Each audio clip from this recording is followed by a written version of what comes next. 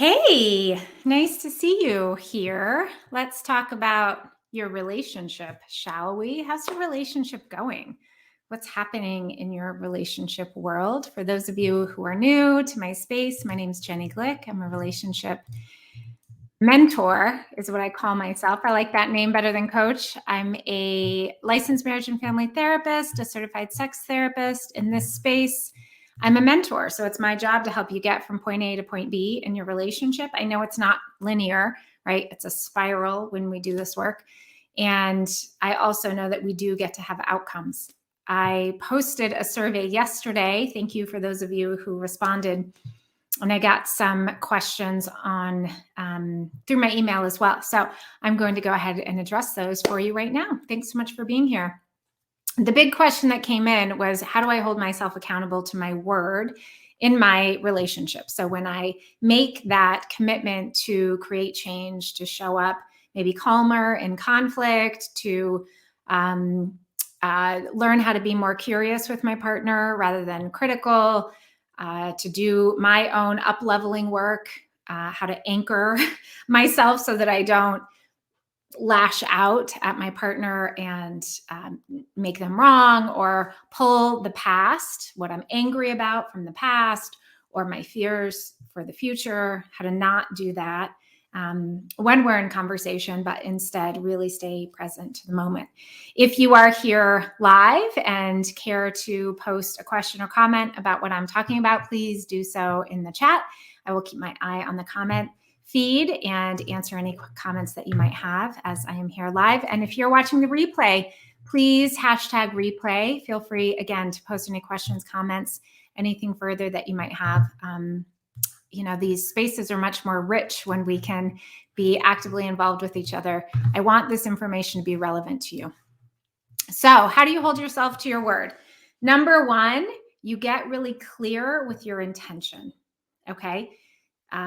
One of the things that I do with the women who I mentor is we get really clear about who it is that they're practicing showing up as, who it is that they want to be in their relationship. Because most of us have this kind of vague idea where we say things like, well, we need to communicate better, or we need to figure out how to have balance, or I know that I need to be patient, but my partner gets really angry.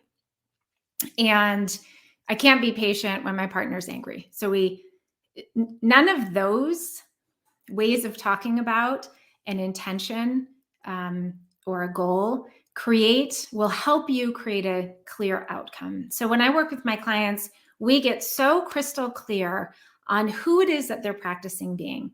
So how it is that they're showing up first thing in the morning. If you've been watching my videos over the years, I talk about this all the time, because one of the primary ways that you hold yourself accountable to your word is consistency, right? This is true in marriage, and it's also true in business. For those of you who are entrepreneurs, and I know that there are a lot of women in the space who are entrepreneurs, who own their own businesses, and they know that the difference between someone who's successful in business and someone who's not is consistency, right? You set the intention that you are going to be successful, period.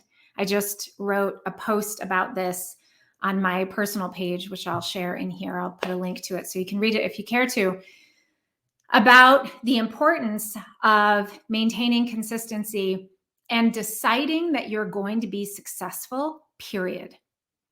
Right? One of the reasons why I'm successful as a business owner, and I've been self-employed for about 15 years now, is because I've just decided I'm successful. And you can do that in your marriage too.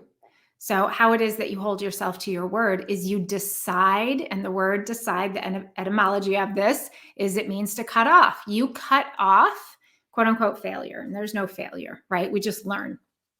There's a saying, you either win or you learn. So you decide that I'm going to, like in my program, part of what the women decide to do is to show up every morning and engage in some form of a morning practice. So they're showing up to anchor in this higher version of themselves, this version of themselves that They know they can be and they can practice embodying in their relationship, not to fix their marriage, because I don't know what's going to happen in their relationship. I work with a lot of women who are separated, who are divorced, who are looking for a partner, they're single, and they recognize that the ways that they have shown up with their partners previously have included codependence, avoidance, collapsing their identity into their partner's identity, losing themselves in the relationship, not being vulnerable, not knowing how to experience pleasure, all kinds of things, right? So you don't need to be married to do this work. You need to just be interested in up-leveling yourself and your relationship with yourself. So the women who I work with learn how to be consistent by engaging in daily practices.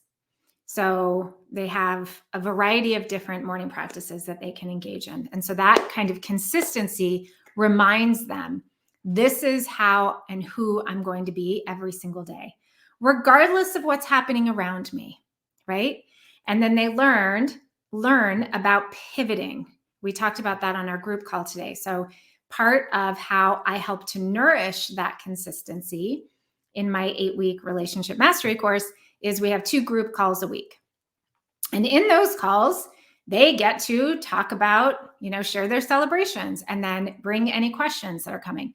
And so that rhythm of our Monday and Thursday calls that we have help them pivot back into a place of alignment, a place of integrity, reminding them, why did I decide to sign up for this?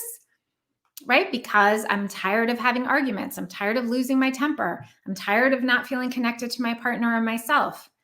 Right? And so that consistency is really important. And when we lose that, which I saw, not infrequently in therapy, where, when I worked traditionally, couples or individuals would show up and they would have a lot of interest in doing the new thing that I was teaching them, but then they would go home and drop back into the old. Right? So consistency is super important. And that consistency only comes with commitment. So that's the commitment. So the primary question here was, how do I stay committed, hold myself accountable to my word? You commit. And I'm a big fan of committing in a way that feels uncomfortable. Committing in a way that feels uncomfortable. Because a way that feels comfortable for me to commit is probably not going to require me to get out of my comfort zone, right?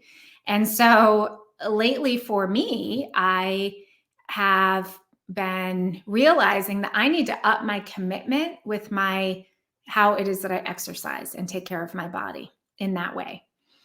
Because when I'm not committed to a trainer or a program or paying someone or something, I tend to not follow through because I'm busy and I'm checking email and the dog needs to be walked and this needs to happen. And wow, look, it's 10 o'clock and I'm going to do this call. And look at that. I didn't do the exercise thing that I thought I was going to do, right? I didn't hold myself to my word. But part of that is because your word is this, it's not a thought. Right? The thought that I'm going to change in my marriage, the thought that I need to cool off my temper, or I need to learn how to speak up or articulate what's going on for me, or practice being vulnerable, or invite pleasure into my relationship, whatever it might be. If it's a thought, it hasn't yet formed to a word, right? For me right now, it's like thinking I'd like to work out with somebody maybe, or maybe I should join a gym, right? It's thought. But until it's a word and then I put an action behind it, it's probably going to not be something that I will follow through with because I'm not creating alignment around that. Do you get how that's different? Part of the alignment comes because you're lining up the thought, the word, the action, and the feeling. And all of that can create so much momentum to move you forward. That's so important for you to recognize. Because if I'm just thinking I need to do things differently, but then my word is, I really wish my partner would change. This is super annoying. And then my actions are, I'm just going to have a glass of wine tonight and I'm not going to bother engaging in a new way. And my feeling is, harumph, right? This is annoying. How come it's always my job? You see that misalignment like this, like a hose with a bunch of knots in it.